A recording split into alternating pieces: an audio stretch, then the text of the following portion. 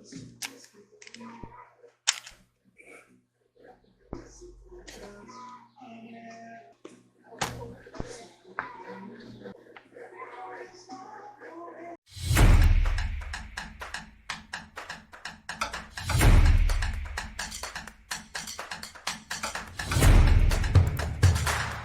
morning, guys.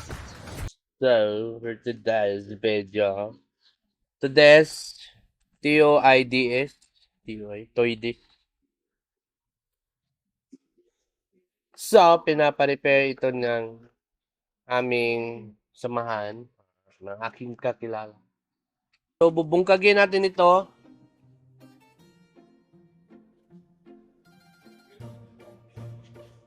Bubungkagin natin kasi madumi na ito sa loob. Marami ng Spider-Man na nakatira. Yan. So mga nagtatanong kung ilang taon na ako nag-aayos ng ganito o kumukumpuni ng ganito, bago lang ako nito. Pag una kayo nakat-unan 12 years ago.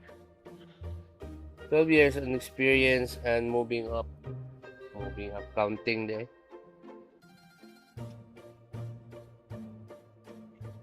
So kung mabalaka mo nga kampante ba kumaayo sa deka sa pagbatulog ko kaya ngayon.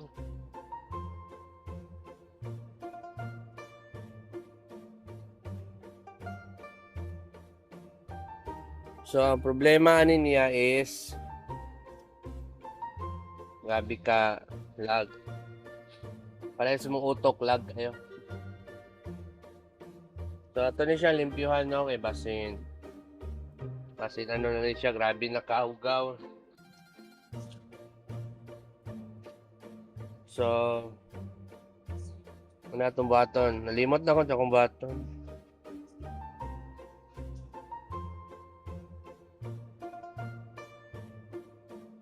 So sa pagbungkag,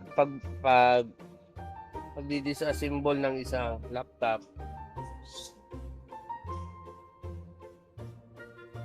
ang kailangan mo lang naman i-memorize at i-place ng mabuti yung mga tornilyo para di mo wala. Makagbuang na pangita gagmay kayo. So sa bago pa or magta-try pa ng ganito, good luck. Kung trip nyo, kasi marami na ngayon through YouTube, pagmamagaling na, good luck sa inyo. Kaya nyo yan. Basta ba pag hindi nyo na tapos, okay, pumunta dun sa mga may experience na. Yusin nyo yan.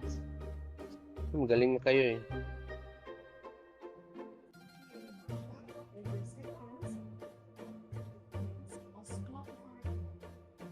Hindi siya pareha sa magluto lag noodles nga sa bukal lunod na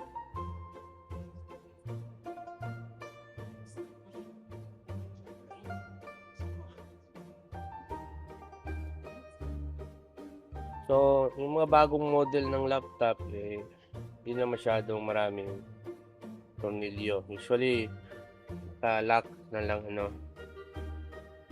Ito yung mga medyo na may edad na laptop. Ito yung mga maraming tornilyo. Daming screw. Saro, yapon mo ka sa tornilyo, bugo ka. Screw. Iba pala yung sukat ng kada tornilyo o screw nito. Hindi pareho yung haba. At yung laki ng kanyang thread. So, bungkagin na natin.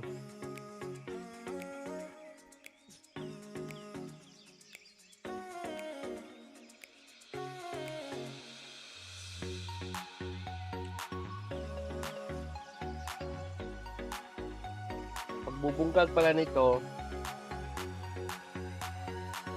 ayan, labay nyo muna.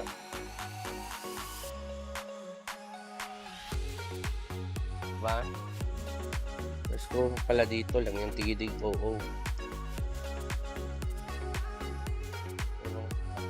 lock screws ka dito.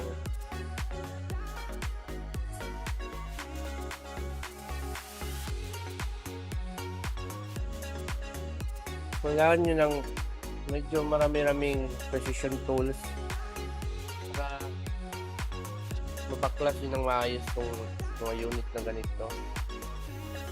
Kasi precision tools yung gamit nito, hindi naman to standard na star screws, star screwdriver, or mga Phillips. Wala ko na ba tawag doon. Kailangan dito precision tools.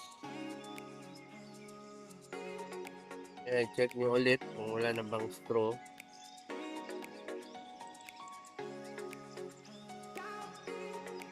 Yan, so pasensya na kayo sa background. YouTube. Yan. Minsan talaga kailangan mo nang persahin ito eh. Hindi naman yung sobra. Tama lang. Tapos dito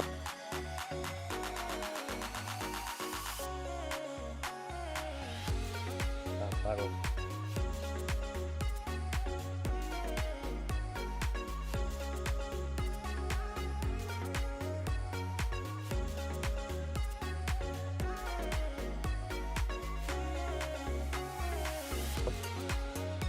dito. Yan. Di built-in pala yung battery nito guys.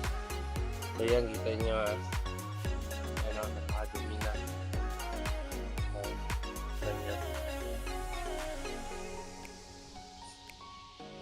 Dumi na yan. A few minutes later.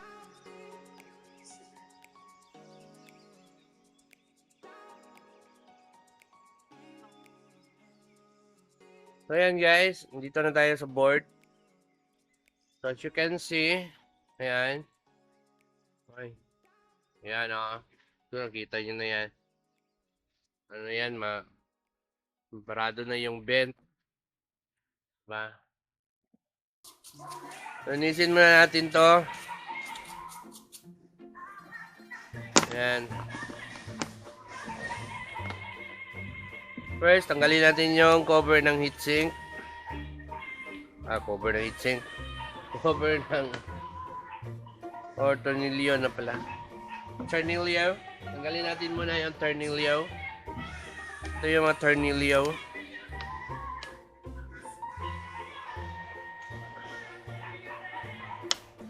Sabi guys. Parang matitigas na kasi ito eh.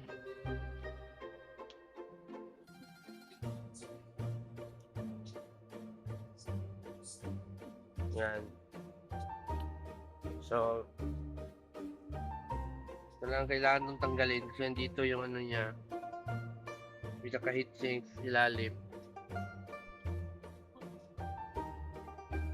Hindi natin tanggalin to, useless din yung plastic to. Hindi rin malilinis yung protector. Yan, so tanggal na. Alisin lang natin dito kakalagay niya. Ingat-ingat sa mga wire. Ito yung display cord niya. Ito yung sa super fan. Ayan o. Ayan. Diba? Sabi na yung dumi. 2 hours later. Guys, balik tayo. So yan, malinis na. Masyado pa nga eh. Diba? Ano,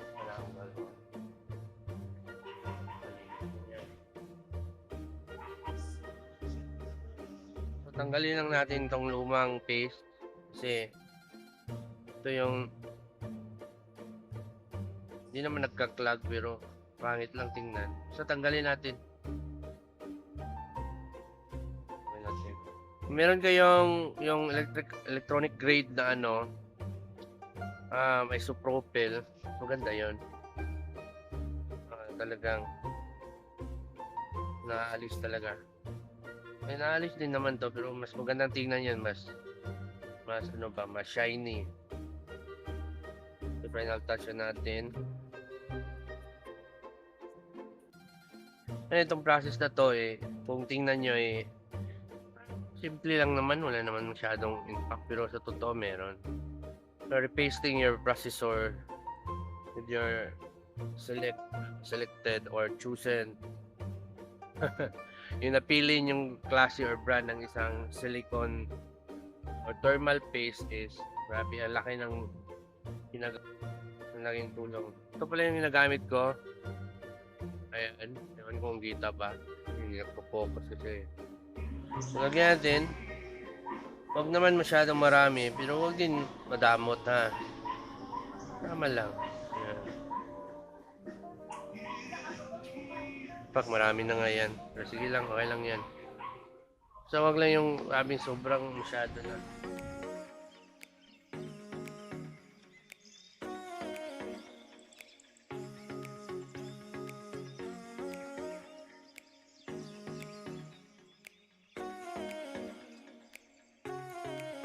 Yan. So, i-place na natin ng mabuti ha. Ayan, so ganyan. Parang ganyan. Ayan. Tapos, huwag kalimutan tong power supply niya. Balik nyo sa socket niya. Basta ibalik yan ha.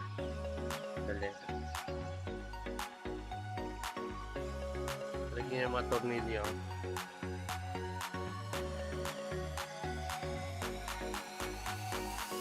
Take note guys.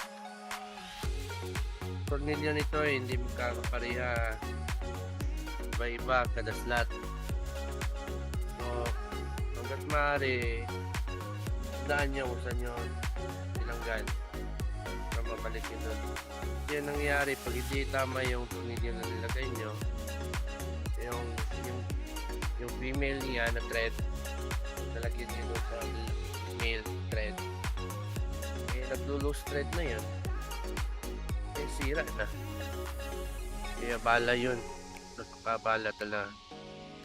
Kasi itong mga flat caps na screw, ibalik nyo rin.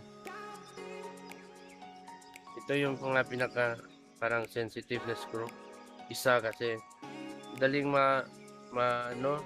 mapudpud yung kanyang yung cap niya sa iba taas. Yung para bang ito, muntik na mapudpud to. Pero hindi na naman, normal lang na naman din to kasi yung nga medyo may idaran na tong unit na ito. So yan, huwag masyadong mahigpit. Tama lang.